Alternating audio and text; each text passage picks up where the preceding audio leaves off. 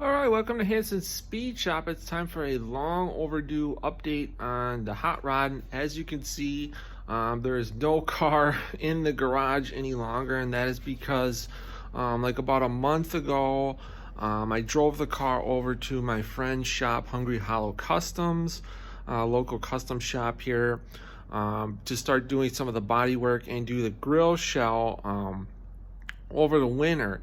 And then he started digging into the car like right away. We started working on the grill shell, and that's going to be chopped, we determined, about 4.5 inches or so. But then right around that point, we ran into some major problems, as you might have noticed by the thumbnail. So the first problem, which is probably the minor of the two problems, was Speedway actually got the pre-chopped grill inserts back in stock. So I ordered one. It came, and there was a number of issues with it. A lot of the bars and stuff were loose or too short, just kind of not good. So I returned that one, and I'm still working on getting another one, having them send me another one. Hopefully that one will be okay. But the major issue turns out, before we wanted to dig into any of the body work, if you remember from any of the previous videos, just were plagued since the beginning with the car sagging on the driver's side. So we tried leveling the original shocks up. I got different shocks, tried playing around with adjusting those, and just never was able to get it just right. So he wanted to get the car sitting right before we do anything more. And then doing that, we determined that the driver's side front of the frame is bent about 1 inch, which really blows, because there's really not a good way to fix the frame that's on the car. So the only option is basically to get a new frame, set it up just like the one that's on the car, as far as new motor mounts, transmission mounts, get all the suspension set up, box it and everything, and then put, take the body off the old chassis, just swap everything over. So it's basically a major deal. So at first I was just really not happy, and kind of bummed out, and just kind of not financially ready to do that. The frame is not going to be the most expensive part of the project. It's going to be all the labor that's involved in doing that. The good part about it is I wasn't crazy about a lot of the stuff on the chassis of the car, how it is currently. So a lot of the stuff that I didn't like about this setup, it's going to be different on the new setup. So that is going to be the only good thing about it. So some things that we're going to do different are the front frame horns on the current frame are boxed. I don't want those boxed. Just everything behind the front cross member all the way back is going to be boxed. We're also not going to do the coilover setup in the back. We're going to go back to the traditional transverse leaf spring and just regular shocks. Also going to do kind of more of a cross brace in the frame, in the center of the frame, and then just the location of certain things is going to be moved slightly, just for aesthetics and just to make things work out a lot better. So basically right now I'm shopping around for a frame. You can get a stock Model A frame in the $200 to $500 range. And then that's probably the route I'm gonna go, because a lot of the aftermarket frames, which seem to be pretty decent quality, but I'm just really leery with anything aftermarket that's out there right now, because the quality is not good. and I'm sick of buying stuff and spending money and waiting and time, and then I get it and it's not even anything I can use, and I'm right back to square one.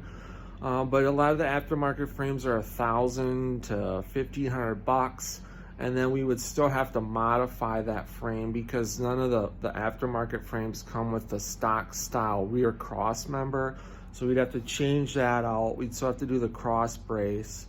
So I'm thinking of just trying to find the best original frame I can find, and then we'll box it and add the cross members and then new motor mounts, transmission mounts, all that. It's basically going to be, with labor and everything, probably about the same, but it'll be more of what I want, and I think it'll be less trying to make stuff that's made nowadays work that doesn't want to work. The problem with frames is like, say there's a $250 frame on eBay, they want like $1,000, $1,200 to ship it, which is totally ridiculous. So still trying to find a frame. If I could find one locally, that would be better, but we'll see. So over the winter now, we're gonna start tearing the car down and keep working on the grill shell. And then, so basically the car is going to be pushed out probably maybe the next year or so. I would say it's going to be pretty major. We also talked about, so we're going to fix a lot of the issues with the paint. Some things are going to have to get changed, like to fix the dent in the back of the body. We're going to have to redo the whole back, which would mean redoing the pinstriping, which is okay. I've got some different ideas for cars still going to be striped, but I think we can do something cooler than what was on there. Still going to be the same color and everything. The other problem is now that we're going to have to do a new frame, which is going to have to get painted. We might have to repaint the whole body. So again, more time, more money, which sucks, but it is what it is. But in the end, the car's going to be a lot better. It's going to drive better. It's going to look better. It's just going to take more time and a lot more money than what I wanted to do. But what are you going to do? That's hot rodding.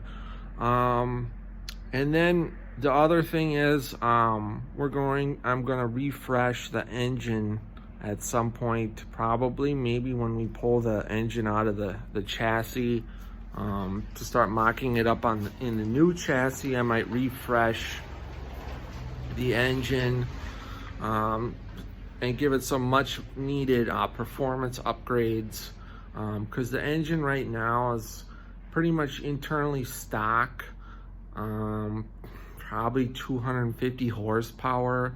So what I have planned for it will be more in the 400 to 450 horse range, which will be perfect for that car. Also have plans on doing, when we do that, I'm gonna change the gearing in the car because it's geared super high, and then probably a different torque converter as well, because it's just running, I think, like the stock whatever that transmission was out of, so it's not really ideal for the setup of the car. And then as long as we have everything torn apart to do this, that's going to be the perfect time to start doing all that stuff, so I don't have to tear it back apart again. So basically that's what's up with the hot rod. I'll do another video of the car at the shop. I've got some pictures that I'll scatter throughout this video, but he's usually pretty busy. I don't want to tie him up with my filming and stuff while I'm there, but I will get some footage of this whole process, obviously, as we go. So I just want to give anybody who is interested in anybody who has been following along with the car and just documenting it for myself as well, what's up with it, what's going on with it, and what we're doing, from this point forward. So until next time, guys, get out working your own projects, get those hands dirty and greasy, stay cool. We'll catch you cats on the next one. Go check out the channel for tons of other cool videos, and hit that subscribe button. So take care, guys.